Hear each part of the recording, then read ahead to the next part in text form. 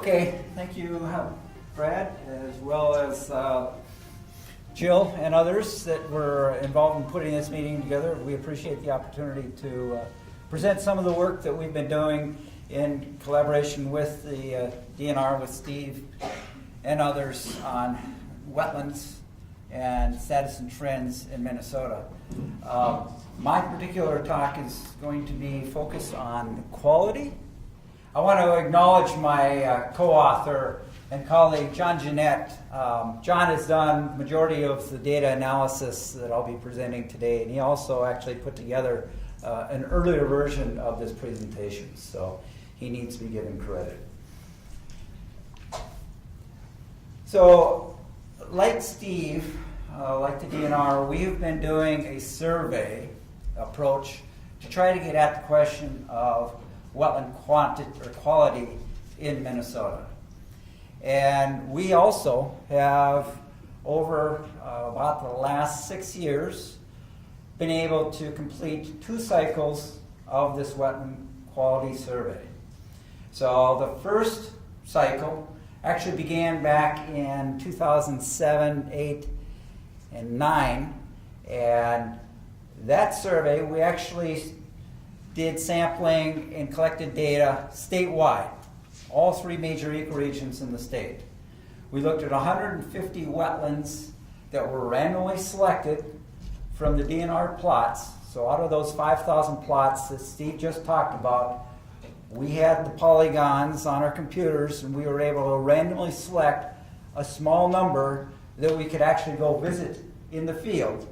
And so we visited roughly 50 of those wetlands in each of the 3 ecoregions. I should also mention that, as Steve highlighted, Minnesota is fortunate to be a fairly wetland-rich and wetland-diverse region of the country. So we have a lot of different wetland types, and our survey is actually focused on what we call depressional wetlands. These are the marshes. Those are the wetlands that you probably would think of when somebody says wetland to you. The reason that we focused on those is that was the indicator, or the wetland type, that we initially focused on when we developed our indicators back in the early 90s. We have a second survey that I won't be talking about today. I'll just touch on it at the very end, that actually looks at all wetland types. But I won't present any data from that survey. So that first cycle began in 2007, 8, and 9. I'm going to call that 2012 because that's the year that we actually published the results, and those results, that report is available on the Pollution Control Agency's website. Our indicators include plant, invertebrate, and water chemistry indicators, as well as, in that first cycle, functional assessments. The second cycle, or what I'm going to call the 2014, we are just in the process of finalizing that report. We probably hope to have it out before summer begins. And we made a couple of changes. We realized from that first survey that we really don't have a lot of depressional wetlands in northeastern Minnesota. The vast majority of the wetlands in that part of the state, as Steve highlighted, are more forested, saturated types of wetlands. So we dropped that part of the state as part of the Depressional Wetland Survey. We will be including that part of the state, Northeast, in the other survey that I'll just briefly touch on at the end.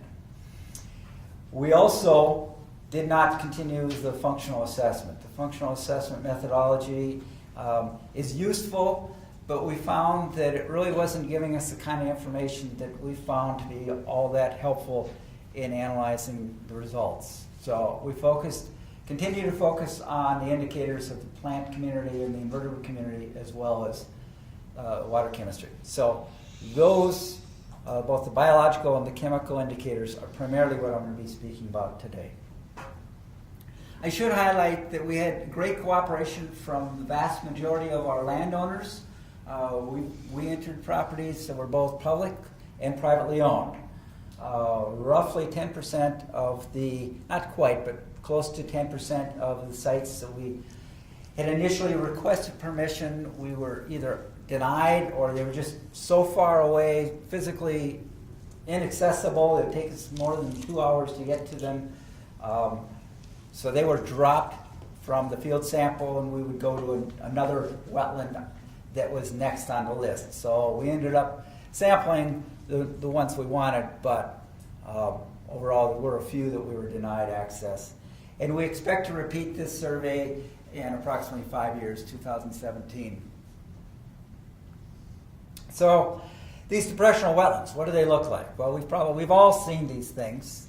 They are, typically bowls of water accumulated on the land. There is a water column.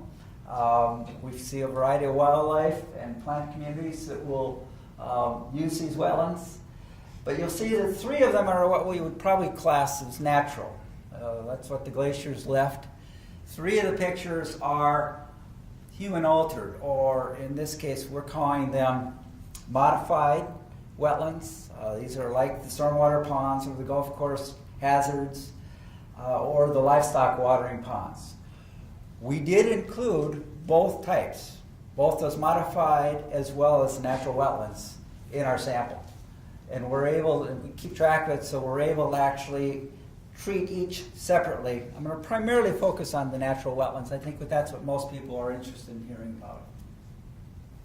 So just real quickly, as we get into the results here, since we are looking at wetlands in the field, we can certainly say things like, are they natural, are they man-made?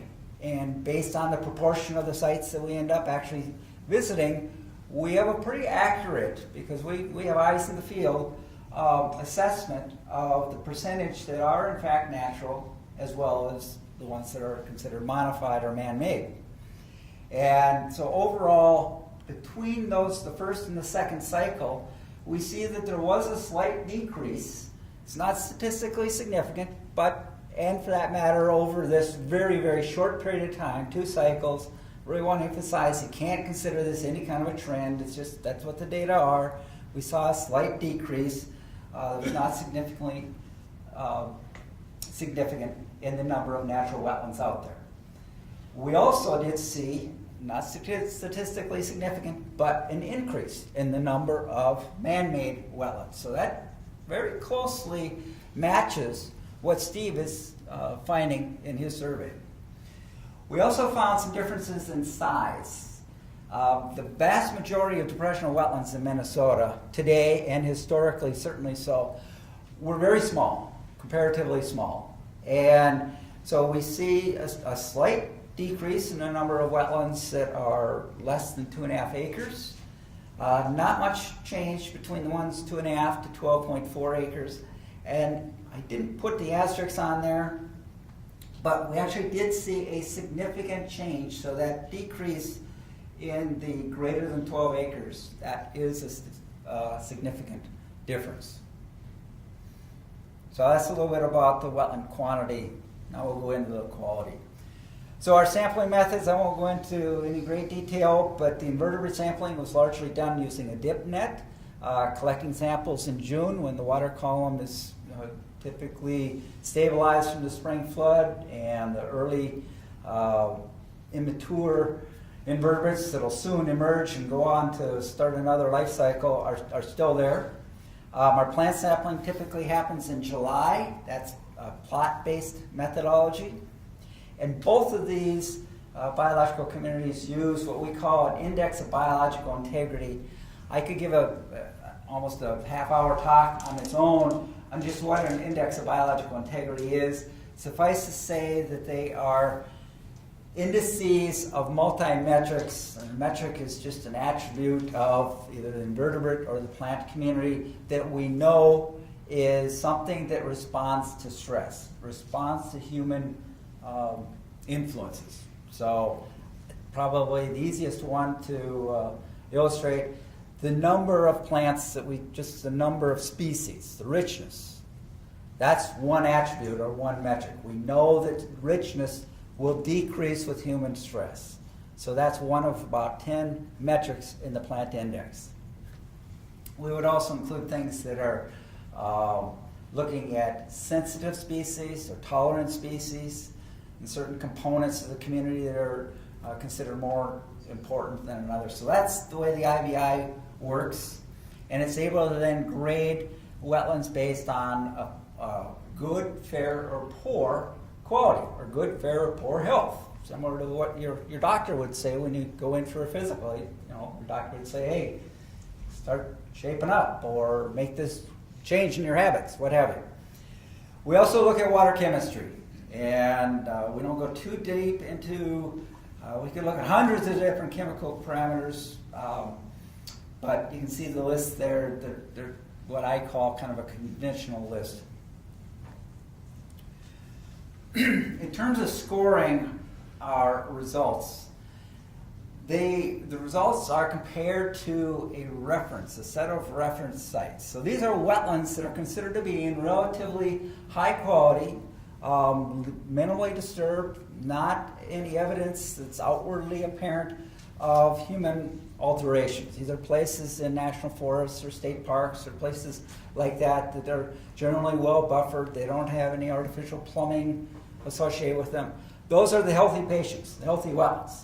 They're the ones that we then collect data and we compare that as the standard to all the other sites. And you can see that we make the break for what's a fair versus a poor at the lower 25th percentile, and a poor quality wetland is going to be at the lower fifth percentile. So what does a good wetland look like? From an aerial photo or in the field, it typically will be well buffered. It typically, so it'll have undisturbed lands around it.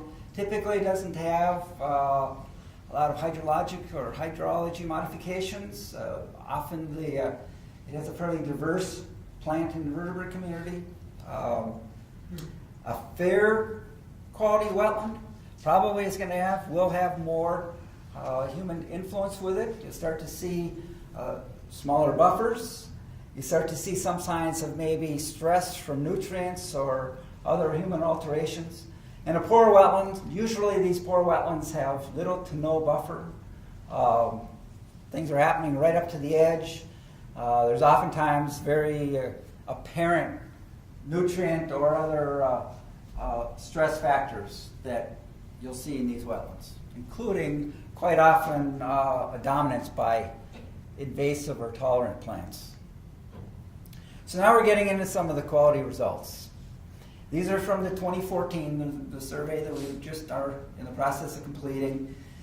And so you see on the top two sets of plots, so they're statewide, and then the two lower rows are the two ecoregions. The one in the middle is the central or the middle ecoregion of the state, and the one in the lower bottom is the prairie region of the state.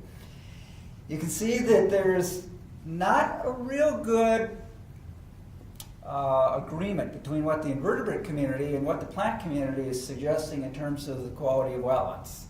The invertebrates statewide are suggesting that nearly 50%, about 43% of the wetlands are considered to be in pretty good condition or health.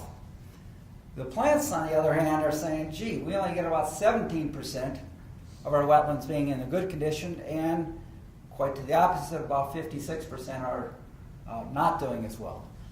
So one of the reasons that we use two different indicators, you get different responses, or can often get different responses. They're responding to different things, so it's not unusual or surprising to us that they don't agree.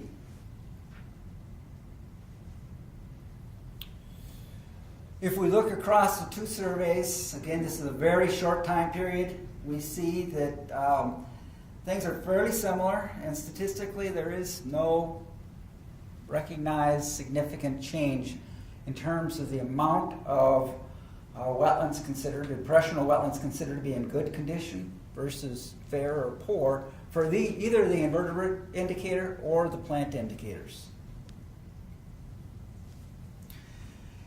If we look at functions, and I think many of us are probably used to seeing or hearing about wetland functions. Wetlands help minimize floods, or they help provide water quality treatment for downstream waters, or they provide habitat for wildlife of various species, or they maybe are important aesthetically.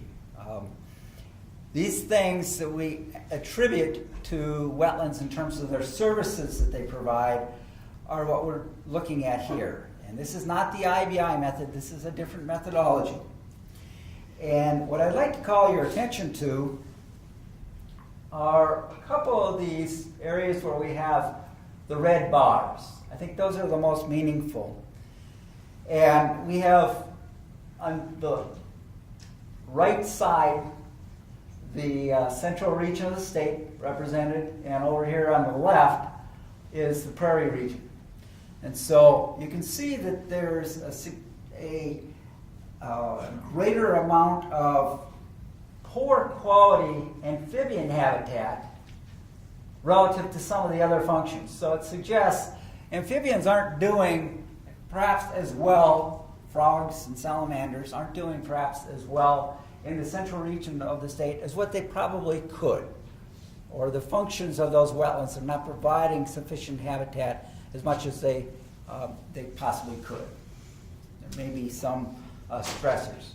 Over in the prairie region, we can see same thing with the amphibian habitat function, but also the vegetative community. We see a fairly stark contrast. And so in the prairie region, our functional assessment suggests, gee, the plants aren't doing so well. Well, that's kind of what we just saw in the last slide. The plants seem to be responding to something somewhat differently than what we had been seeing with the invertebrates.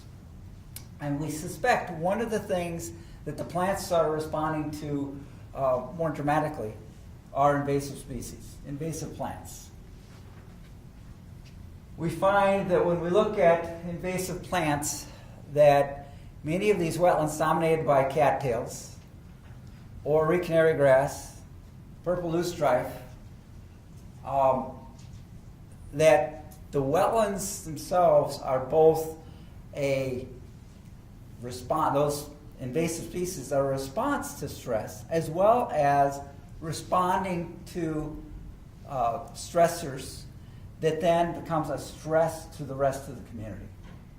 So invasive species are both a stress unto themselves as well as a response indicator. And again, we can see in terms of the red areas are places where the percentage of the wetland was dominated by more than 50% of the plant community was an invasive species. And in the prairie region, we see nearly 60% of the wetlands out there are dominated by more than 50% invasive plants. So we haven't talked or heard a lot about this in a lot of our conservation conversations. But this is clearly something that is appearing to be a potential issue. Are these invasive species in our wetlands? And they're definitely affecting the quality. So if we look at some of the chemistry, this is kind of a busy plot, and I don't want to spend a lot of time on it. I'd suggest kind of using the same strategy that I just did with the functions, where for the most part we're seeing green. You know, things are good. Green light, you can go on through. Keep traveling, folks. Red lights, you got to stop and take pause. So if you look at where some of the red bars are with respect to some of these chemical parameters, we're seeing that phosphorus in the statewide is kind of causing a little bit of pause. That seems like it's an important stressor, particularly more so in the prairie region, but also in the central region of the state. If we look also over, we don't see very much at all going on here, nitrate, nitrite. Remember the talk this morning. Perry Jones showed that slope wetland in Rochester, where you've got some land practices up above the slope that are contributing to nitrate increases. It goes on into the groundwater and comes out on the slope edge into this wetland, and coming out of the wetland, the nitrates have disappeared. Wetlands are really pretty effective, just their biogeochemistry, the way they do things, are pretty effective at removing nitrates. And so we rarely see very many nitrates in the wetlands we visit. But if we look at a different form of nitrogen, what Kildall, or the organically bound, the amount of nitrogen that's in the plants and the invertebrates and all the organic matter that's in the wetland, we do see some degrees of stress. Some degrees, you're starting to see some red bars starting to show up. But I think more notably, chloride. Clearly, we're seeing chloride as potentially showing some degrees of stress in wetlands, particularly in the prairie region. And then lastly, sulfate. Sulfate is it's kind of a salt. We're hearing a lot about sulfate in other parts of conversation, but it's certainly an important ion that or salt that seems to be having some degree of stress on our wetlands. So what does that all mean? What's actually causing some of the greatest amounts of stresses in our wetlands? These are not causative. This is not a causation. So I can't say, gee, invasive species are the, causing X amount of stress. But this plot does suggest that, relatively speaking, because we find more invasive species at plots where the invertebrate and the plant community seems to be not doing so well, invasive species are probably one of the most important stressors to wetlands. Similarly, chloride is the second probably most important stressor that we see in wetlands. Chloride is particularly stressful to the plant community. And we're seeing that sulfate and turbidity down here are likely to be related to poor, high concentrations of those ions are likely to be associated with poor wetland quality. So they are likely to be stressing our wetlands as well. Again, not causation, this is more of a correlation, but it does tell us something about how to start looking at different stressors in our wetlands. So that's pretty much the data that I have. Just to give a real quick summary of it, we are seeing that there are suggestions of slight decreases in the numbers of these depressional wetlands from one cycle to the second cycle. We're also seeing that there's not always a good agreement between the invertebrate and the plant indicators, but we're not too bothered by that because those two indicators are telling us different things about what's going on in our wetlands. And overall, we're seeing that the prairie region seems to be a little bit more stressed than the other central region of the state. That northeast part of the state, we know from the first survey that wetlands up there seem to actually be doing quite well. At least the depressional wetlands seem to be. I didn't show that data.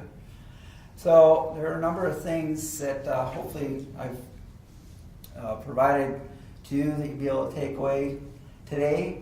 And this is my last slide. It's a slide of the second survey. This is a survey that was begun in just a couple of years ago, 2011, 2012. It's actually part of a national survey that has been begun by the US EPA. And this is looking at all types of wetlands in the state. We will have a report on those results later this year, at least we expect to. In this case, we looked at 150 wetlands again statewide, and our indicator is not the plant IBI, but it's a different plant indicator known as the floristic quality indicator, and that's what this this is a cover of a publication that's on our website that discusses what floristic quality is and ways that it can be used to assess wetlands. And that survey also will be repeated every 5 years. So I don't know if we have time for a question or two. We sure do.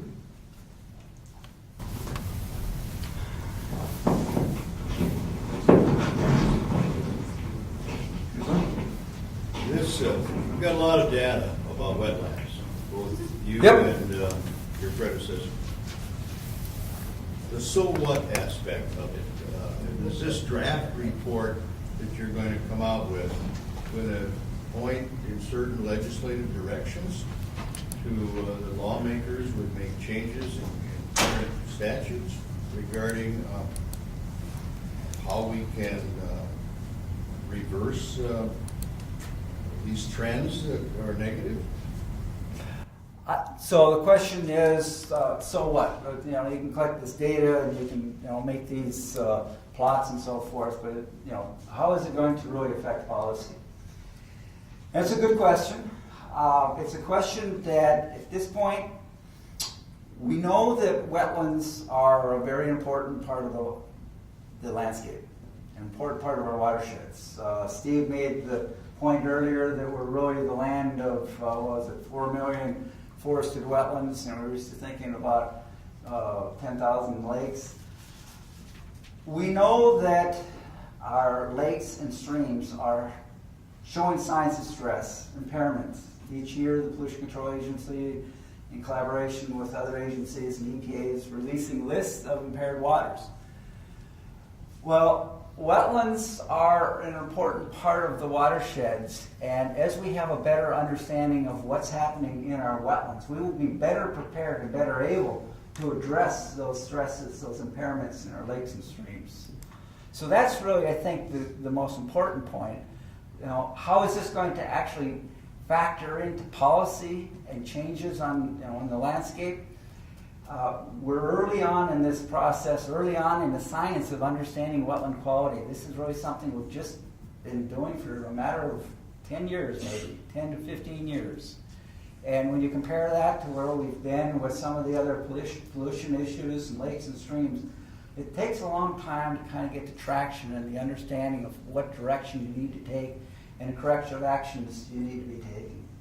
So I think we're a little too early on in, you know, giving a concrete answer. Well, this is what we hope to make a change in regard to policy actions. Another question is there's any. What is the source of chlorides? That's a really good question. I think one of the obvious ones is probably going to be the de-icers, but we also do see in areas of the state where there's a fair amount of irrigation that goes on, that there's a natural amount of chloride in the soils that, you know, Perry's talked about the groundwater. When you bring irrigation, particularly well water irrigation, onto the land surface, it can result in an increase in chlorides. I can't say that as that is actually the, you know, primary result, but those are two sources that we know can contribute to higher chloride amounts. And we do see a gradient, somewhat of a natural gradient from east to west in chloride too. So it's not surprising we see higher levels of chloride in the waters in the western part of the state. Okay, I see one more. What's happened? Okay. Are we giving people a false impression when you include all these man-made wetlands? Because, you know, living in Golden Valley, we always said if we had to follow the wetland rules that are in place now, Golden Valley would not be populated. But we've got a lot of these stormwater ponds, and they're not anywhere near the same as what the wetlands that were there before are. So they're not serving the same function. It's a different function because they're taking surface water off the roadways, but they're not serving the same kind of function that the natural wetlands serve. So when I see data like this, I get concerned that we're giving people a wrong impression. Well, that's why we felt that it was important to separate those man-made from natural wetlands. Most of the data, essentially all the data that I showed in terms of the quality, were from the natural wetlands. I didn't show any data of the man-made. The only man-made one I showed was the decrease in the number of basins, about 4 slides in. I could have shown, we have the data on the man-made ones. When we first designed the study, we had to make the decision, do we ignore those?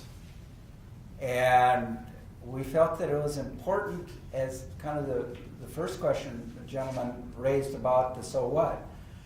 We felt that because there were already studies nationally showing the number of increasing ponds and open water wetlands in the country, we felt that it would be important to have some understanding of what really is happening in the quality of those waters as well. We drive by and see a lot of the stormwater ponds, just to kind of pick on them, if you will. We know they're there. They're providing an important role, but without maintenance, that role may be compromised. And we may not have a full understanding of what maintenance regimes, how often they should be cleaned out or so forth, unless we collect some data to really start beginning to understand that. So that may be the way that some of the man-made data that I didn't show would be best understood, is trying to be put to practice in better understanding the management of those water bodies.